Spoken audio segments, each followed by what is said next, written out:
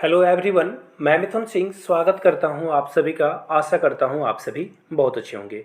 NBS TGT का exam 28/11/2022 का जो पेपर कंडक्ट हो चुका है, सीबीटी यानी कि जो कंप्यूटर बेस्ड टेस्ट था वो कंडक्ट कराया जा चुका है। आज के मॉर्निंग शिफ्ट के साथ साथ नून और इवनिंग वाली जो भी शिफ्ट के एग्ज़ाम हुए हैं उसके एनालिसिस के द्वारा आपको बताई जाएगी कि क्या क्या क्वेश्चन पूछा गया था और किस किस टॉपिक को तो डेफिनेटली आपको पढ़कर जाना चाहिए। आने वाले एग्जाम के पॉइंट ऑफ व्यू से क्या क्या चीज़ें इंपॉर्टेंट रहने वाली है, इस वीडियो में आपको सारी बातें बताई जाएगी। आगे बढ़ें उससे पहले आप लोगों से रिक्वेस्ट है, चैनल को सब्सक्राइब करके घंटी वाला बटन जरूर दबा दें। और आप लोगों से क्वेश्चन मैं पूछूंगा, हो सकता है कि एंटोसाइनो में इंग्लिश के लिए सारे लोगों से ये क्वेश्चन पूछा भी जा सकता है।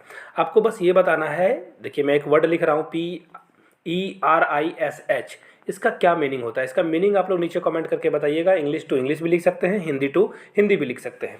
तो चलिए आगे देखते हैं। यहाँ से देख लीजिए, एनबीएस टीजीटी का एग्ज़ाम कंडक्ट हो चुका है। जिनका पीजीटी का एग्ज़ाम होने वाला है ना, उनके लिए है, यहाँ से मेरी ईमेल आईडी और इंस्टा आईडी आपको दिख रही होगी। yourmithunsingh@gmail.com पे आप मुझे मेल कर सकते हो। If you're Instagram then do follow me @imithunsingh। अब आप बोलोगे कि आपसे संपर्क क्यों किया जाए, why we have to contact you.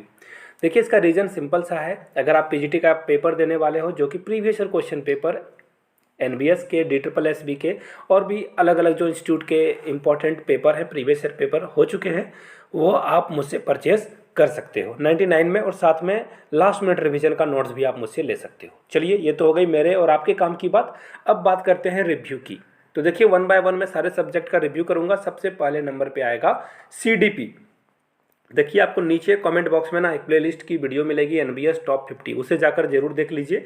CDP में क्वेश्चन पूछा गया है नेशनल एजुकेशन पॉलिसी 2020 से, पहली बात। दूसरी बात इंक्लूसिव एजुकेशन से। तीसरा जो क्वेश्चन आया हुआ है RTE एक्ट के द्वारा। और साथ में देखिए बिल्कुल जो सिचुएशनल क्वेश्चन है, सिचुएशन पे बेस्ड क्वेश्चन है कि रोहित एक लड़का है जो कि क्लासरूम में पढ़ते समय वो बाहर की ओर देखता है।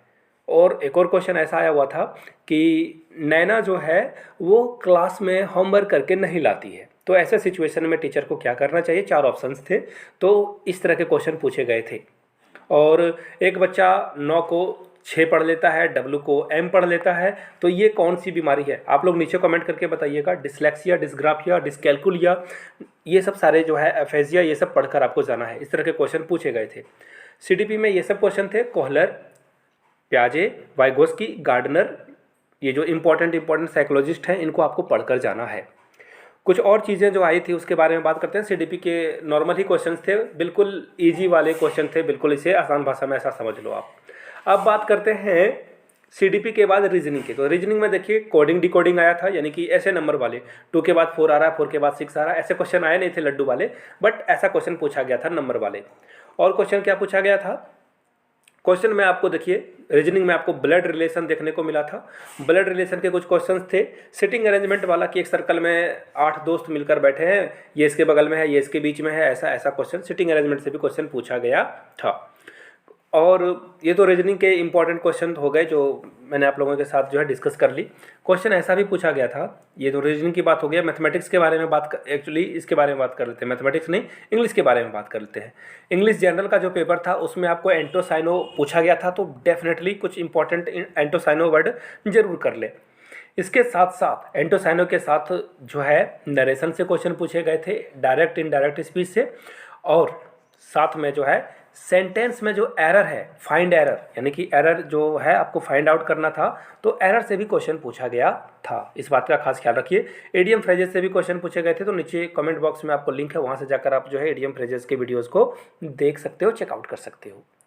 तो ये इंग्लिश की बात हो गई। हिंदी में मुहावरे, लोकोक्तियाँ पूछी गई थी। हिंदी में संधि विच्छेद, समास। संधि और समास को प्लीज़ आप लोगों से हाथ जोड़ के आपके पैर पकड़ लेता हूँ, इसे जाकर जरूर पढ़ लेना, आपके काम की ये चीज़ें हैं। हिंदी में संधि और समास करके जाइए, बहुत काम आपको जो है मिलने वाला है। ये इंपॉर्टेंट है। कर्मधारय बहुब्रीहि समास के बीच का अंतर, चौपाया है ना, चौराहा है ना, लंबोदर, ये सब क्वेश्चन आपको जरूर कर लेने चाहिए। ये तो हिंदी की बात हो गई। अब हम लोग बात, एक्चुअली पैसेज से भी क्वेश्चन आए थे, हिंदी और इंग्लिश दोनों में। पैसेज से तो क्वेश्चन आते ही आपको पता ही है, पैराग्राफ से, तो पैसेज को भी आप लोग प्रैक्टिस कर लेना। हिंदी, इंग्लिश, सीडीपी, रीजनिंग की मैंने बात कर ली। अब बात करते हैं जीके और सीए की। देखिए जीके से भी कुछ क्वेश्चन आए थे। जीके से प्रेसिडेंट के बारे में क्वेश्चन पूछा गया था। करंट अफेयर्स में आपसे क्या क्वेश्चन पूछा गया था? करंट अफेयर्स में इंडिया और ऑस्ट्रेलिया के बीच में कौन सा युद्ध अभ्यास हुआ था?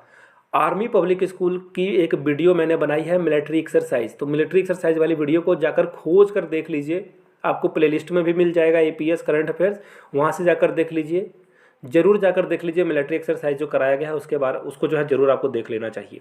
तो मिलिट्री एक्सरसाइज से क्वेश्चन पूछा गया था, फॉरेन अफेयर से भी क्वेश्चन पूछे गए थे, और जो एनसीईआरटी का फुल फॉर्म है, इसके जो अध्यक्ष हैं, ये सब चीज़ों को आपको देख लेना चाहिए। इसरो के जो चीफ हैं वो कौन है, इस तरह के क्वेश्चंस एग्जाम में पूछे गए थे। ओवरऑल 28/11/2022 का पेपर मॉडरेट था। बात करें अगर सब्जेक्ट की, तो अगर आपको उसके लिए डेडिकेटेड किसी सब्जेक्ट का वीडियो चाहिए तो नीचे उस सब्जेक्ट का नाम आप लिख दीजिए, तो मैं उस पर डेडिकेटेड वीडियो ला दूंगा।